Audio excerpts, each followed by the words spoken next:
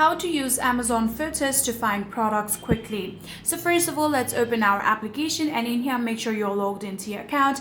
And in here, if you tap on the search icon right here, you'll get two different options. If you tap on the camera icon, now you will be able to scan the exact product that you are looking for, and simply do that. If you tap on this image option that you can see right here, now you will be able to select images from your gallery and simply select the exact product you are looking for. So for example, I'm going to select this image.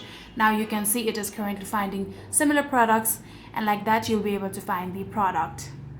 So in here we also have this scan code right here. So if you just want to scan to the barcode of a specific product, you can do that and find that exact product on Amazon. So in here, let's go back, and we also have the microphone option. If you tap on that, it will now start detecting your voice, and if you like to buy a laptop, for example, simply tap on this microphone icon and then speak out laptop, and it will detect your voice and search for the exact laptop. So let's search for example, I want a discounted renewed lights. So I'm going to search for renewed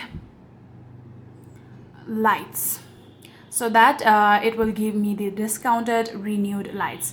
In here you can see these are all of the lights. So if you tap on this filter icon right here, you will be now able to set up the reviews and also the price range.